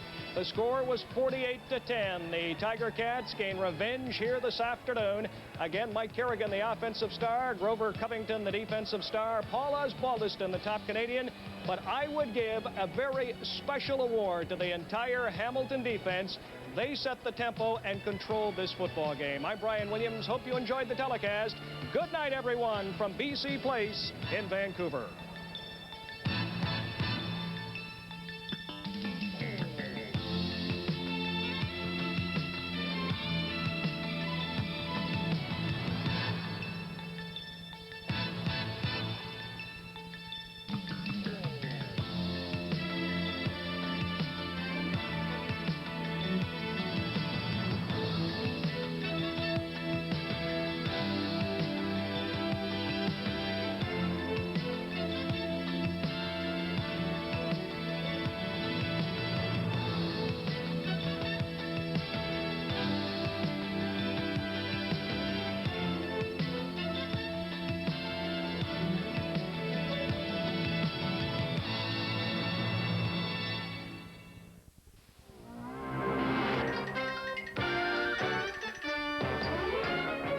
Of Canadian professional football.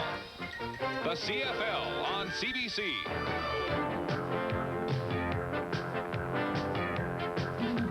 And we thank you for watching Carling O'Keefe Grey Cup 86. The CFL on CBC is a live presentation of CBC Sports. At the Grey Cup game in Vancouver, beating all the odds, the Hamilton Tiger Cats powered their way to a 39-15 victory over the Edmonton Eskimos. Right from the start, the Eskimos found themselves in big trouble. By the end of the first half, they were down 29-0. They didn't fare much better in the second half. It's the first time the Ticats have won the championship since 1972. And that made it a long-awaited victory for all the fans back in Hamilton. Jonathan Mann was watching some of them watch the game.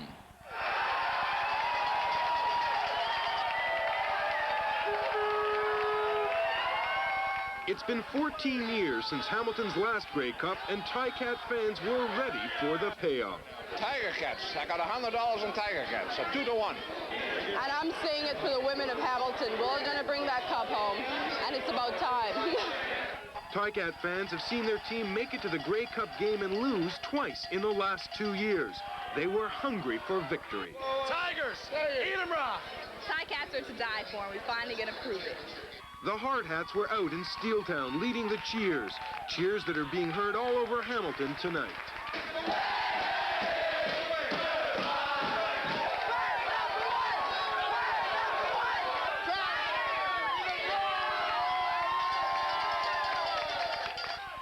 Fans of the perennial underdogs said they knew the time for the Tiger Cats had come. I watched the last one. I supported them when they won. I knew they were going to win today. I knew. How'd you know? Gut feeling. I knew.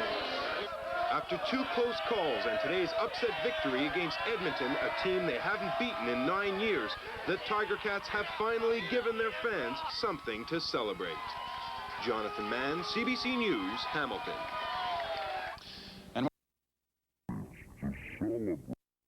Victory. Ontario Liberal Ticats romp over the Edmonton Eskimos with the sound of jubilation tonight.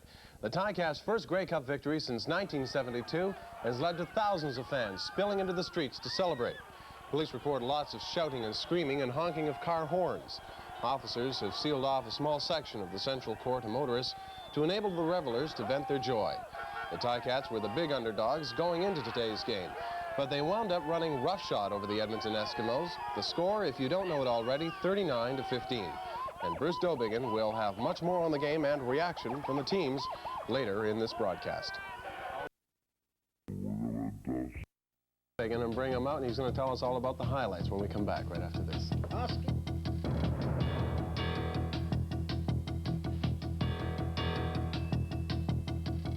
For Ken Daniels, who's away tonight, but we were talking about the CFL during the break, and I know where I was today. I was watching it on TV. What were you doing? I got a few snatches of the game, but I was watching the NFL a little bit too. You know, I was sneaking off between them. Real patriot. Listen, while I'm doing this about the Grey Cup game, here's the Hamilton Tiger Cats fact book. You can memorize the names and the faces, so next year you can be up to date. Do your sports, and I'll do this. All right. Well, it was the team that nobody wanted, with the owner nobody likes, in a game that nobody really seemed to care about, but none of that seemed to bother the Hamilton Tiger Cats going into the Grey Cup game today.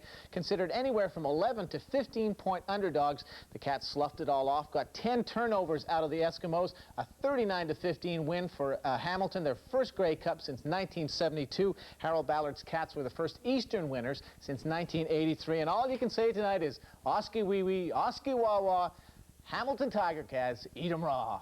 Play from scrimmage was an indication of things to come. Matt Dunnigan fumbles, Leo Ezerins recovers, and in the very next play, Mike Carrigan goes to Steve Stapler, 35 yards behind Greg Harding for the first touchdown. And the early lead inspired the Cats even more. Mark Streeter blocks the punt. Jim Rockford recovers in the end zone. 13-0 Cats. Offensively, Carrigan picked apart the Eskimo secondary. Another big gain behind Harding, which led to a Paulus Baldiston field goal. 17-0 lead after 1 quarter. A proud moment for Harold Ballard. And a dejected Eskimo bench tried to regroup. But there was no such turnaround. Dunnigan again under pressure, fumbling the ball, the Eskimos' 5th turnover of the game. And when Damon Allen took over, he could do no better. His first pass was picked off by Howard Fields. Fields a good return, leading up to yet another Baldiston field goal. It was 20-0 Tiger Cats, and Carrigan did not let up. He connected down the sidelines to Tony Champion, which led to another Baldiston three-pointer, which made it 23-0. The story of this game was Eskimo turnovers, though. Dunnigan hammered again. Another fumble, which led to yet another field goal. Baldiston 5 for 5 in the first half. This 49-yarder made it 29-0. And the half ended much the way it began. Dunnigan snowed under as their offense ended up with a -1 net yardage in the first 30 minutes. Early in the third quarter, Carrigan picked up where he left off, finding Ron Ingram a 44-yard touchdown. Carrigan, the offensive game star, throwing for 306 yards. It perplexed Eskimo coach Jack Parker. And the defensive game star was Grover Covington. He registered 5 of the 13 sacks by the ferocious Cats defense. The Canadian player of the game was place kicker Paulus Baldiston. He booted 6 field goals to tie the Grey Cup record. His 47-yarder rounded out the scoring, and the celebration was underway. Al Bruno given the royal treatment. And Harold Ballard was downfield for the presentation as the Cats defeat the Eskimos 39-15. Al Nagy, CBC Sports. If the cheering from Eva at the back of the studio is any indication, it must be noisy over in Hamilton tonight. So, needless to say, it's all music to the city by the bay, and that's Burlington Bay, by the way. Rob Sinclair was in Hamilton tonight as the game transpired. The second the game went to air, it was party time for Hamilton fans. In the heart of Steel Town, they were taking football traditions and their team to heart. It means a lot. It means a lot because it's good for football. It's good for Canadian football. We have to have an Eastern team because the West are getting too cocky. We're rebuilding. We're right there. Now we're there, and now they're complaining. The East is the best. It could have been us. Could have been Toronto. Might have been Montreal. A lot of the Tabby faithful came well prepared, most of them wearing their Sunday best. And the preacher who led them in service and song knew Hamilton was getting a message from above. I sat 2 periods with Harold last night at the game alone. He says, Don, bet the bund line. He says, we're going to win. I drove all the way back, and am I glad, I'll tell you. I think it'll do a lot of good for Hamilton. I don't know, it's been so long since we've won. After 2 consecutive Grey Cup losses, this time Ticat fans finally held victory in their grasp. And once the rout was over, they rejoiced in the opportunity to honor their heroes and the city of Hamilton. I'm Rob Sinclair for CBC Sports. They've calmed down, though. Don has the story on the Grey Cup in case anybody missed it. They've apparently wrecked half the town in Hamilton. The underdogs had their day in yesterday's Grey Cup game. It was the Hamilton Tiger Cats from the opening kickoff. The Edmonton Eskimos' downfall began with the first play of the game. 10 turnovers and 10 sacks later, they were 39-15 losers to the Tiger Cats. The Ticats went into the game as 12-point underdogs. Their losses today after a night of Grey Cup hoopla turned nasty. Thousands of fans went on a rampage, smashing cars, setting fires, and throwing bottles through windows. Mel Tucci has the story. Grey Cup silliness set in early yesterday as Hamilton fans began to realize a major upset was in the making. When the final gun went off and Edmonton had been defeated, Hamilton fans were delirious. The underdog Ticats had won. We finally did it!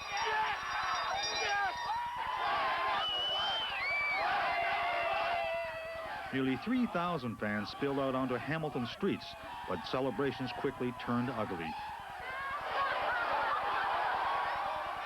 Drunken fans climbed on top of buses while others tried to rock them off. And fires were set at major intersections, so nearly 100 extra police had to be called in to control the rowdiness. Until midnight, so we were scared to, if the papers going to break the window.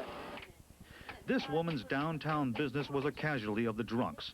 A beer bottle was thrown through her store's front window. Replacement glass will cost $300. It was the same nearby, but a bigger pane of glass here will cost about $2,000. And business was also lost because it was too cold and windy to open for customers. That had workers very angry. I feel really bad that the Ticats did all that for us, and then people are doing that, wrecking the city. In all, about a dozen stores in downtown Hamilton had their windows broken. Glass costs alone could total $30,000. And the people who repair the glass said Hamilton has never seen anything like this. No, nothing as bad as this. This is the worst damage we've done, I'd say. Oh, even in '72 it wasn't so bad when they won the Grey Cup. It wasn't so busy. But last night was really crazy. Just how senseless it all was is shown here. This chip wagon was also wrecked. Tipped it over, banged it all up on the backside. Everything's gone. I was supposed to be open tomorrow for the rally, and I guess I'm going to have a lot of work to do to get it open. But all this anger over hoopla will probably disappear tomorrow. That's when Hamilton celebrates its Grey Cup win with a big parade downtown for its team. And this year's celebration couldn't be sweeter because the championship came with victories over much-hated Toronto and heavily favored Edmonton. Mel Tucci, CBC News, Hamilton. What about that in just a few minutes? Find out in just a few minutes why they went crazy as we see the CFL Grey Cup highlights. Injury. Well, they call it the Grey Cup Classic, but yesterday, as it turned out, it wasn't a classic, but it did dish up some great football, especially by the Hamilton Tiger Cats. Here's a look at some of the highlights from yesterday's game. The Eskimos' first play from scrimmage was an indication of things to come. Matt Dunnigan fumbles, Leo Ezerins recovers, and in the very next play, Mike Carrigan goes to Steve Stapler, 35 yards behind Greg Harding for the first touchdown. And the early lead inspired the Cats even more. Mark Streeter blocks the punt. Jim Rockford recovers in the end zone. 13-0 Cats. Offensively, Carrigan picked apart the Eskimo secondary. Another big gain behind Harding, which led to a Paulus Baldiston field goal. 17-0 lead after one quarter. A proud moment for Harold Ballard. And a dejected Eskimo bench tried to regroup. But there was no such turnaround. Dunnigan again under pressure, fumbling the ball, the Eskimos' fifth turnover of the game. And when Damon Allen took over, he could do no better. His first pass was picked off by Howard Fields. Fields a good return, leading up to yet another Baldiston field goal. It was 20-0 Tiger Cats, and Carrigan did not let up. He connected down the sidelines to Tony Champion, which led to another Baldiston three-pointer, which made it 23-0. The story of this game was Eskimo turnovers, though. Dunnigan hammered again. Another fumble, which led to yet another field goal. As Baldiston 5 for 5 in the first half, this 49-yarder made it 29-0. And the half ended much the way it began. Dunnigan snowed under as their offense ended up with a -1 net yardage in the first 30 minutes. Early in the third quarter, Carrigan picked up where he left off, finding Ron Ingram a 44-yard touchdown. Carrigan, the offensive game star, throwing for 306 yards. It perplexed Eskimo coach Jack Parker. And the defensive game star was Grover Covington. He registered 5 of the 13 sacks by the ferocious Cats defense. The Canadian player of the game was place kicker Paulus Baldiston. He booted 6 field goals to tie the Grey Cup record. His 47-yarder rounded out the scoring, and the celebration was underway. Al Bruno given the royal treatment. And Harold Ballard was downfield for the presentation as the Cats defeat the Eskimos 39-15. Al Nag. Well, the Grey Cup game usually doesn't produce much excitement in Windsor. However, for a group of about 100 people, this weekend was something they've been waiting for all year. Bill Baker reports. They were arriving Saturday from cities from Windsor to Toronto. One couple even came in from California. They're all friends and have been getting together for 25 years to watch the Grey Cup game. This year, they met in Windsor.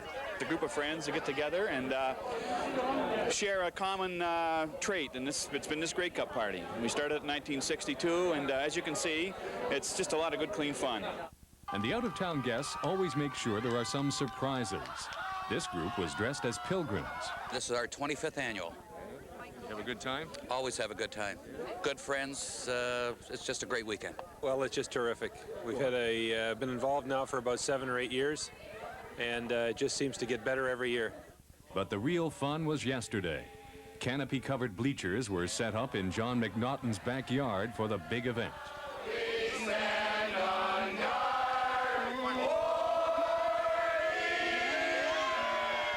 With food and drink in good supply, these Grey Cup fans settled in for the big game.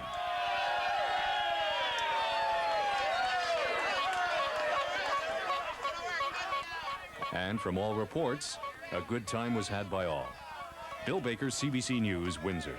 It's interesting, they play the game indoors, they go outdoors to celebrate. The decision was to have been made during Grey Cup week on a possible CFL exhibition game here in Windsor next summer. So far, the local CFL Stadium Committee has had no decision from the League Commissioner's office on that game. Marty, real close. Right. I predicted 38-17, and it was 39-15. The other way around. Right. Okay. That's it. I'm not going to say any more. Hamilton's first Grey Cup parade in 14 years will take place tomorrow. You know, they had wild parties, and the wild parties touched off bonfires. They threw beer bottles. Police estimated $25,000 damage. And in Hamilton, that's got to be the entire downtown. Listen, I lived there. I liked Hamilton. Anyway,